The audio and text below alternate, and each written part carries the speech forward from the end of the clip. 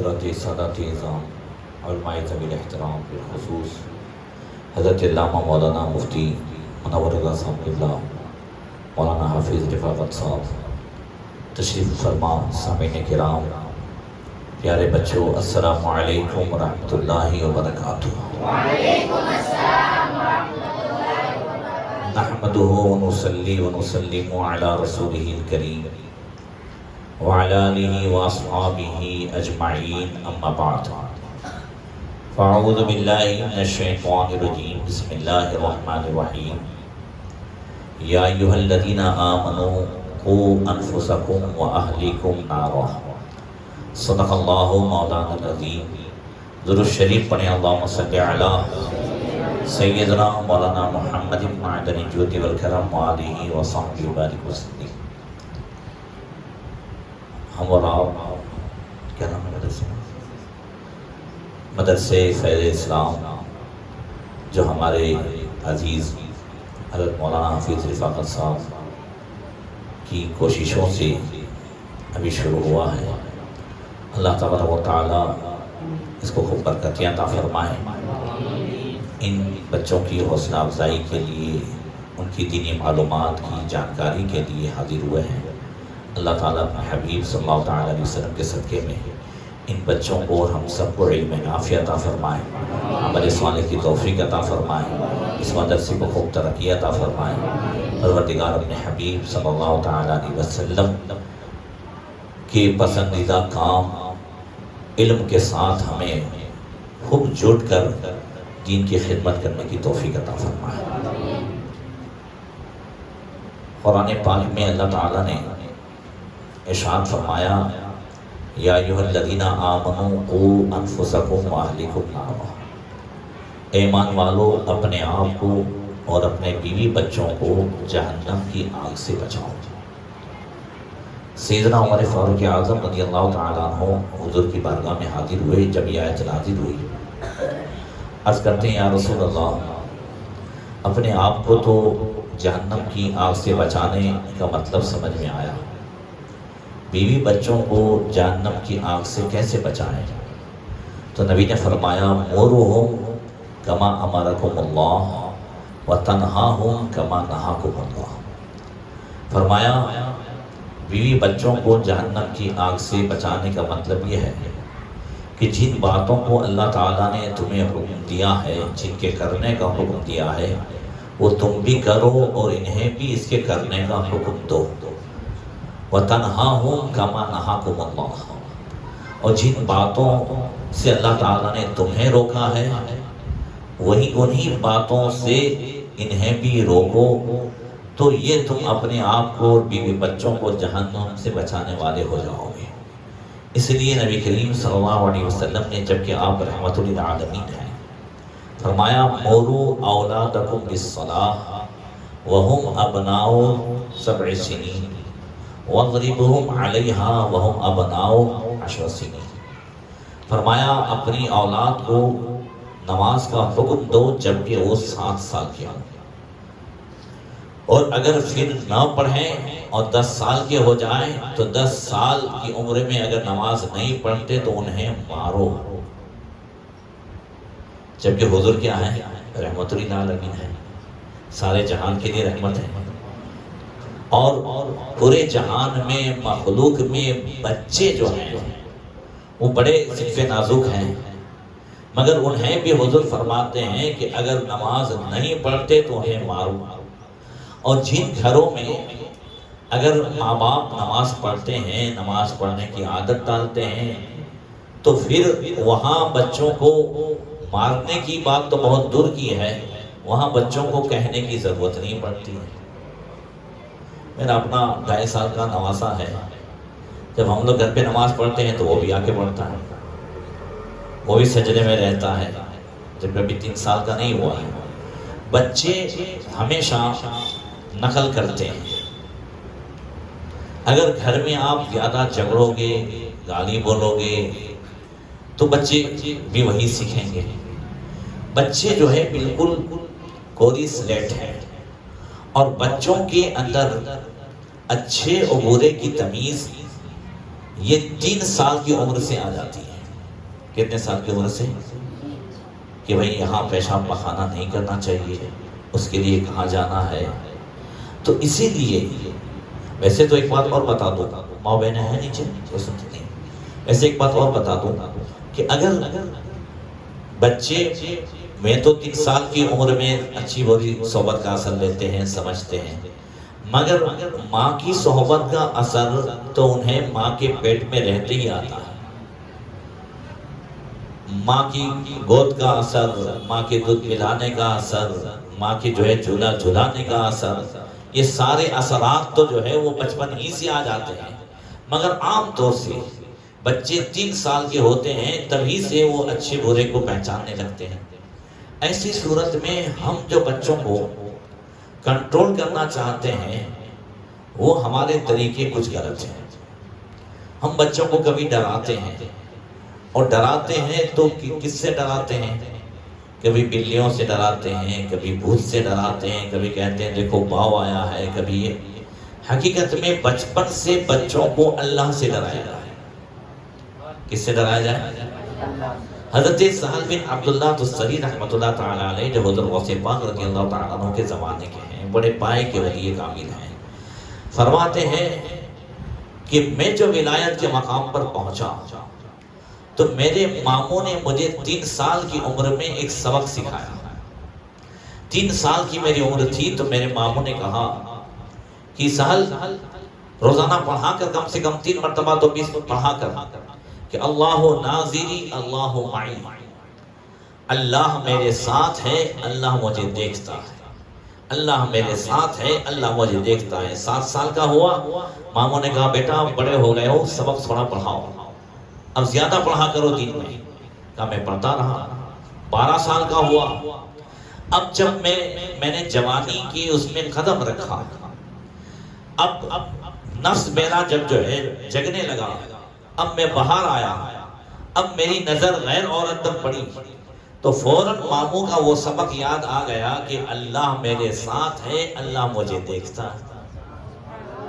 کبھی اکیلے میں نفس نے مجھے گناہ پر ابھارا تو فوراً ماموں کا وہ سبق یاد آ گیا، اللہ میرے ساتھ ہے، اللہ مجھے دیکھتا ہے. کہا اسی سبق نے مجھے بچپن میں، جوانی میں اور بڑھاپے میں گناہوں سے دور رکھا، تو اسی پرہیزگاری کی وجہ سے اللہ تعالیٰ نے مجھے ولایت کے مقام پر پہنچا دیا ہے. اب یہ سبق کب سے دینا ہے؟ بچپن سے. ہم غلطی کیا کرتے ہیں؟ بچوں کو جب ٹوکنے کا ہوتا ہے تب نہیں ٹوکتے. بچوں کو جب ٹوکنے کا ہوتا ہے، اور ٹوکنے کا دن کون سا ہے؟ پہلا دن.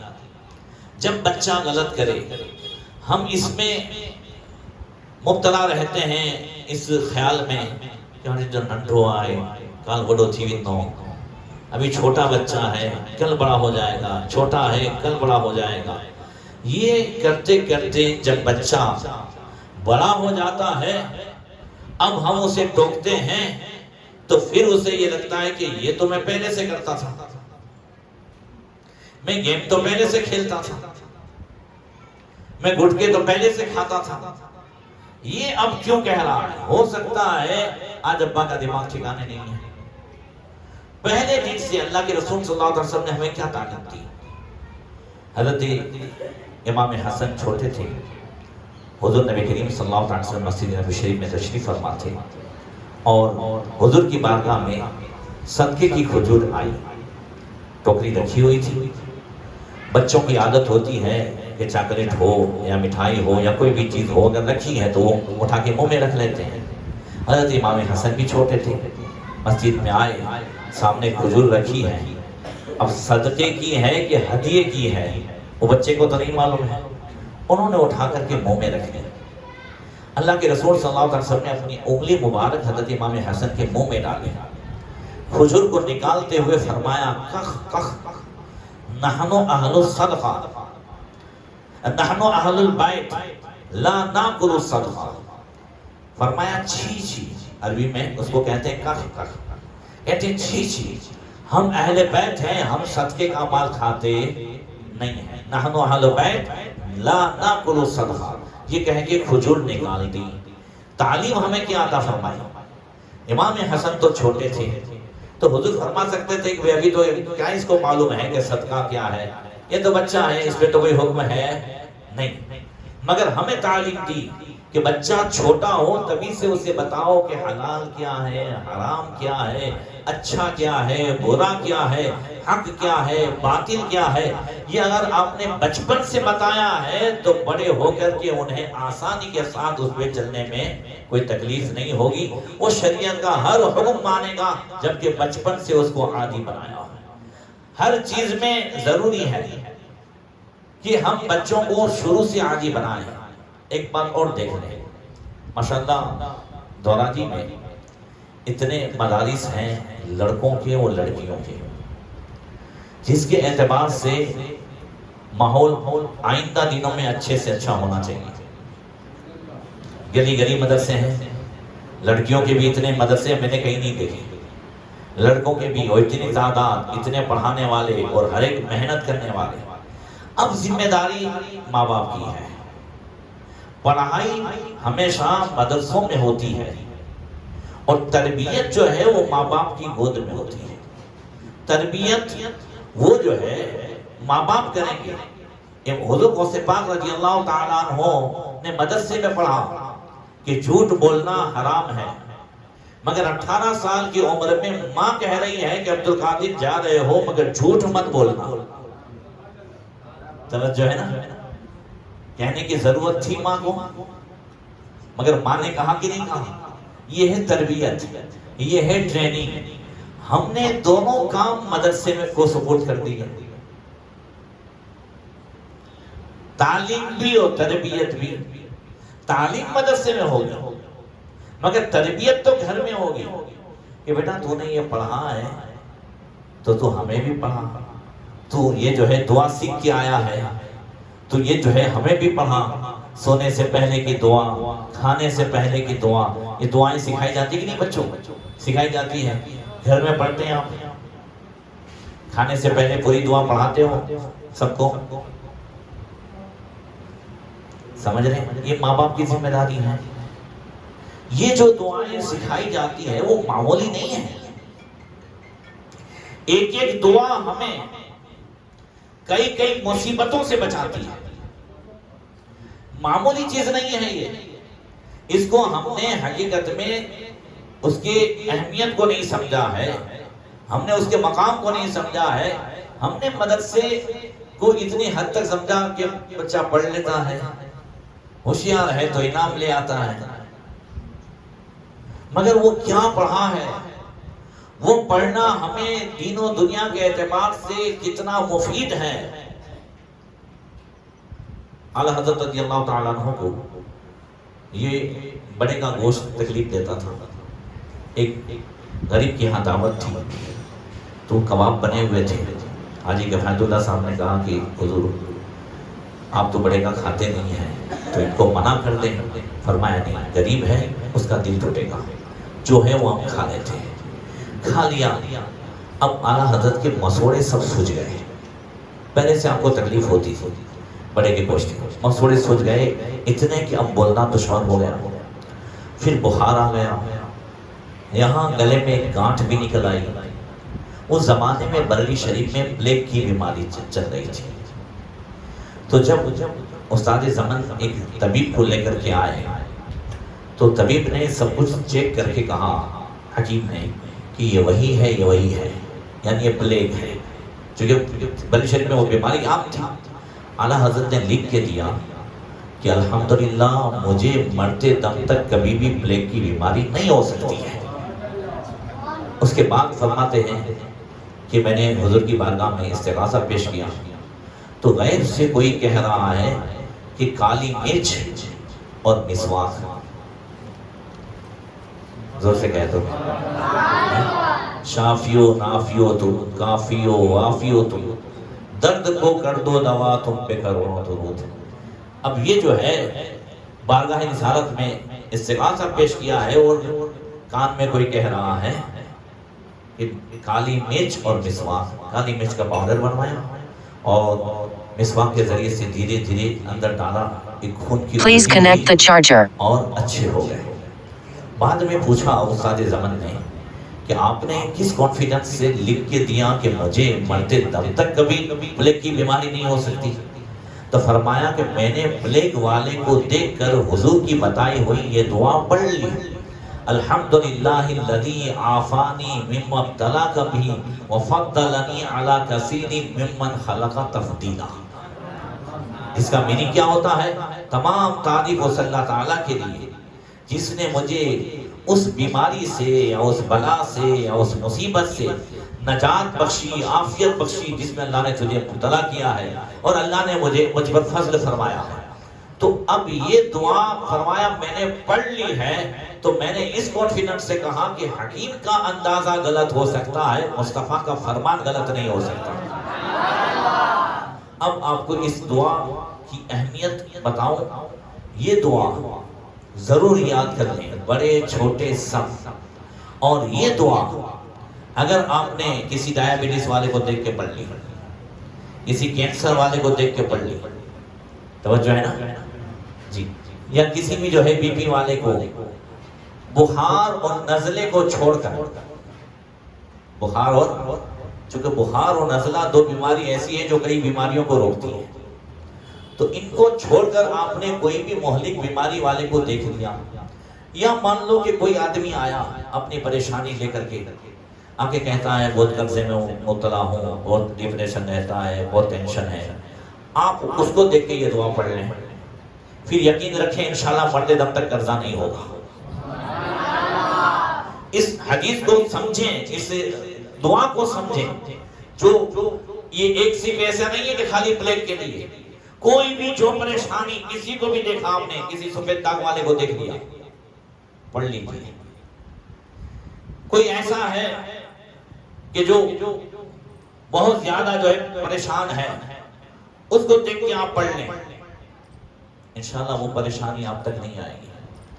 خلیفہ حضرت مفتی عالم ہند حضرت مولانا عبدالحمید پاپن صاحب پہلا جو ہے وہ مجھے فرماتے ہیں اگر کوئی چاہتا ہے کہ اس کا خاتمہ ایمان پر ہو تو کافر کی جو ٹھاٹھڑی نکلتی ہے نا، اس کو دیکھ کے یہ دعا پڑھ لیں، انشاءاللہ پھر کبھی اس کا خاتمہ برا نہیں ہوگا، ایمان ہی پر ہوگا، کلمے پر خاتمہ ہوگا۔ فرمایا اگر کوئی چاہتا ہے کہ اس کا خاتمہ سنیت پر ہو تو پھر وہ جو ہے کسی بد مذہب کی جنازے کو دیکھ کر یہ دعا پڑھ لیں، رافضی کا جنازہ ہو، آپ ہی کا ہو، کسی کا بھی ہو، دیکھ کے پڑھ لیں، انشاءاللہ خاتمہ سنیت پر ہوگا۔ ایک دعا ہے، ایک دعا، یہ معمولی چیزیں مدرسے میں نہیں سکھائی جاتی ہیں۔ آپ لاکھوں کروڑ روپیہ آپریشن میں اور دواؤں میں ڈالیں اور ایک دعا یہ سیکھ لیں، اور بچے اساتذہ بچوں کو سکھائیں، اور بچے جو ہے وہ اپنے ماں باپ کو پڑھائیں اور سکھائیں۔ قسم خدا کی یہ مدرسہ کوئی معمولی چیز نہیں ہے، اس سے ہمیں وہ پڑھایا جاتا ہے، وہ سکھایا جاتا ہے۔ ہمیں گھر کے ماحول میں اس کو لینے کی ضرورت ہے، گھر کے ماحول میں اس کو لینے کی، اور کانفیڈنس ہو، بھروسہ ہو تو اعلیٰ حضرت جیسا ہو، بھروسہ ہو تو کیسا ہو۔ آج اپنا جو بھروسہ ہے نا، توکل جو ہمارا ہے وہ ڈگمگ ہو گیا ہے، مطلب ٹھینوں کے نہیں تھی قرآن کی آیتیں، حدیث، یہ سب پڑھ کے دعائیں پڑھتے ہیں، مگر دعائیں جو ہے دیکھیے، ایک ہوتا ہے دعائیں پڑھنا، ہمارا جو ہے نا دعائیں پڑھنے پر دھیان ہوتا ہے، اس کی تعداد پہ دھیان ہوتا ہے، دھیان اس پہ نہیں ہونا چاہیے، دھیان قبول کروانے پر ہونا چاہیے۔ توجہ ہے جو بات کر رہا ہوں؟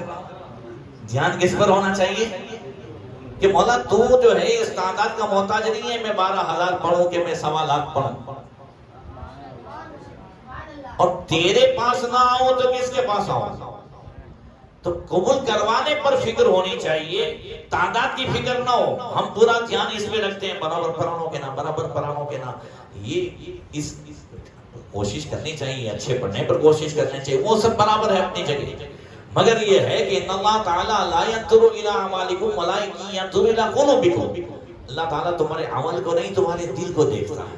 تو جس طریقے سے ہماری زبان پر ہماری فکر ہو، ہمارا دھیان ہو اس پر کہ ہم کیسا پڑھتے ہیں، کتنا پڑھتے ہیں، تو دھیان اس پر بھی ہو کہ ہاں ہم قبول کروا کے اٹھیں گے یہاں سے، قبول کرنے والی ذات۔ تو وہ جو کانفیڈنس ہے، وہ جو توکل ہے، آپ نے بڑا مشہور واقعہ سنا ہے اعلیٰ حضرت کا ہی کہ جا رہے تھے، واپس آ رہے تھے پہلے حج میں ماں باپ کے ساتھ، تو 3 دن تک جو ہے وہ کشتی طوفان کے نظر رہی، تیز ہوا چل رہی تھی۔ اعلیٰ حضرت فرماتے ہیں کہ تیسرے دن تو سب نے کفن پہن لیے تھے، کیپٹن نے اعلان کر دیا تھا کہ اب یہ کشتی میرے کنٹرول سے باہر ہے، سب لوگ رو رہے تھے، مگر اعلیٰ حضرت آرام سے بیٹھے تھے۔ ماں نے کہا احمد میاں کیپٹن نے اعلان کر دیا ہے کشتی اس کے کنٹرول سے باہر ہے، آپ فرماتے ہیں میں نے قسم کھا لی، کہا اللہ کی قسم ماں سب سے کہہ دو یہ کشتی نہیں ڈوبے گی، اور اعلیٰ حضرت خود فرماتے ہیں میں نے یہ قسم حدیث پر بھروسہ کرتے ہوئے کھائی تھی، علم پر بھروسہ کرتے ہوئے نہیں، کس پر بھروسہ کرتے ہوئے؟ حدیث پر بھروسہ کرتے ہوئے۔ پھر بھی کہتے ہیں پھر بھی چونکہ قسم کھا لی تھی تو میں نے اللہ سے دعا کی، رسول اللہ صلی اللہ علیہ وسلم کی بارگاہ میں استغاثہ پیش کیا۔ سب لوگ گھر والوں کو یاد کر رہے ہیں، بیوی بچوں کو یاد کر رہے ہیں، رو رہے ہیں، اور اعلیٰ حضرت ہیں جو نبی کا گیت گا رہے ہیں، ان کی مہک نے دل کے بچے کھلا دیے ہیں، جس راہ چل دیے ہیں کوچے بسا دیے ہیں، دلہا سے اتنا کہہ دو پیارے سواری لوگو، مشکل میں ہے باراتی پرخار بات یہ ہیں، آنے دو یا ڈبو دو اب تو تمہاری جانب، کشتی تمہیں پہ چھوڑی لنگر اٹھا دیے ہیں۔ یہ استغاثہ پیش کرنا تھا کہ اعلیٰ حضرت فرماتے کہ اچانک ہوا تھم گئی اور کیپٹن نے اعلان کیا کہ ہاں کشتی والو خوش ہو جاؤ ہم خطرے سے باہر نکل گئے ہیں۔ یہ ہے بھروسہ، اس پر بھروسہ رہے کہ اللہ تبارک و تعالیٰ کے محبوب نے جو فرمایا ہے وہ ہمارے لیے آخری ہے، وہ ہمارے لیے کیا ہے؟ آخری ہے۔ تو یہ چیزیں جو مدرسے میں سکھائی جاتی ہیں، پڑھائی جاتی ہیں، اس کو گھر میں ماحول بنائیں، گھر کا ماحول ہی مین ہے۔ اور یاد رکھیں کہ بچوں کو پڑھانا اور اچھی ٹریننگ دینا یہ ہماری ذمہ داری ہے۔ آقا کریم صلی اللہ علیہ وسلم نے فرمایا ما نحیل والد ولدہ افضل من ادب حسن۔ آقا فرماتے ہیں کہ ایک باپ کا اپنی اولاد کو اچھی گفٹ دینا، اچھے میں اچھا تحفہ دینا، یہ ہے اس کی اچھی تربیت کرنا۔ من ادب حسن، لفظ ادب ہے یہاں پہ، کون سا لفظ ہے؟ اور ادب کا میننگ کیا ہوتا ہے؟ ٹریننگ۔ تو ٹریننگ دینا، تربیت دینا یہ ماں باپ کا کام ہے۔ ماں کی ٹریننگ کیسی ہوتی ہے؟ ایک بچے کا نام ہے محمد، وہ محمد بچہ، یہ باپ کا انتقال ہو گیا، 5 سال کی عمر تھی، اور اسکول پہلے تو اسکول ایسی تھی نا کہ اسکول مدرسے سب ساتھ میں ہی تھے، اسکول مدرسے سب ساتھ میں ہی تھے، تو جا رہا ہے پڑھنے، کبھی کبھی ماں ٹفن دیتی کبھی نہ دیتی، چونکہ باپ نہیں تو پھر گھر میں فاقے ہوتے تھے۔ جس دن گھر میں فاقہ ہوتا تھا اس دن محمد سے کہا جاتا تھا کہ بیٹا آج ہم اللہ کے مہمان ہیں۔ ہم کس کے مہمان ہیں؟ اب اس محمد نام کے بچے کی دوستی تھی شہر کے کوتوال کے بچے سے۔ روزانہ جب ریشز ہوتی تھی تو دونوں ساتھ میں کھانے پینے جاتے تھے، ساتھ میں رہتے تھے، ساتھ میں کھیلتے تھے۔ مگر جس دن محمد کے یہاں سے ٹفن نہیں آیا ہے تو وہ چلے جاتے تھے، تو ایک دن اس کوتوال کے بچے نے ڈھونڈنا شروع کیا، بولے کہاں ہے محمد، کہاں ہے محمد؟ کہا وہ پونے میں کہیں گیا ہے۔ انہوں نے ماں سے پوچھا تھا کہ ماں ہم اللہ کے مہمان ہیں تو کیا مطلب اس کا؟ کہا بیٹا جب جو ہے ریشز ہو سب کھاتے ہوں تو ہم اللہ کے مہمان ہیں، تمہیں خالی اپنا دھیان جو ہے دل کی طرف کرنا ہے اور اللہ کا تصور کرنا ہے، تیرا پیٹ بھر جائے گا۔ ہم اللہ کے مہمان ہیں، تجھے یہ دھیان کرنا ہے۔ اب وہ کوتوال کا بچہ ڈھونڈتے ڈھونڈتے محمد کہاں ہے، محمد کہاں ہے؟ محمد مل گیا کونے میں۔ کیا کر رہے ہو؟ کھانا نہیں ہے آج، کھانا نہیں لائے؟ کہا نہیں، آج ہم اللہ کے مہمان ہیں اور میں جو ہے اللہ کے مہمان ہوں تو میں اس طریقے سے آج کر رہا ہوں۔ کوتوال کا بچہ ہوشیار تھا، سمجھ گیا کہ آج گھر میں کچھ ہے نہیں۔ جا کے باپ سے کہا ابا اپنے گھر میں اتنا زیادہ ہے اور میرے دوستوں کے ابا بھی نہیں ہے، ماں ہے، بھائی بہن ہے اس کے، چھوٹا ہے، تو ہم اس کے گھر کچھ نہیں بھیجا سکتے؟ کوتوال نے کہا ٹھیک ہے فوراً. بولے نہیں ابا ایسا نہیں، وہ بہت غیرت مند ہیں، وہ اس طرح نہیں لیں گے. رات میں جب سناٹا ہو جائے، سب سو جائیں، اس بعد میں آپ بھیجیے گا. تو بولے ٹھیک ہے. کوتوال نے اپنے سپاہیوں کو اناج غلہ کٹ بنا کر کے بھیجا. کنڈی کھٹکھٹائی، اندر ہی سے محمد کی ماں نے کہا کون؟ ہم کوتوال کے سپاہی ہیں. بولے کیا بات ہے؟ کہا ہم جو ہے اس کی طرف سے اناج غلہ سب لے کے آئے ہیں. بولے ان کو سلام کہنا اور کہنا کہ اللہ تعالیٰ تمہیں اس کا بدلہ دے، ہمیں اس کی ضرورت نہیں ہے، ہمیں اس کی ضرورت نہیں ہے. بولے نہیں کوتوال جو ہے وہ ہم پر سختی کرے گا، اس نے ضرورت محسوس کی ہوگی تب بھیجا ہے، آپ لے لیں. بولے نہیں، انہیں سلام کہو ان کا شکریہ، مگر ہمیں اس کی ضرورت نہیں ہے. محمد اور اس کی بہن ماں کی طرف دیکھ رہے ہیں. بولے کیا ہمیں ضرورت نہیں ہے؟ مگر ماں توجہ نہیں مانگے، نہیں ہمیں ضرورت نہیں ہے. تیسری مرتبہ کہا، وہ چلے گئے. دھیرے سے محمد نے کہا کہ ماں ہمیں ضرورت نہیں، گھر میں تو جو ہے کچھ بھی نہیں ہے، وہ میرے دوست کے جو ہے سپاہی آئے تھے، آپ لے لیتی.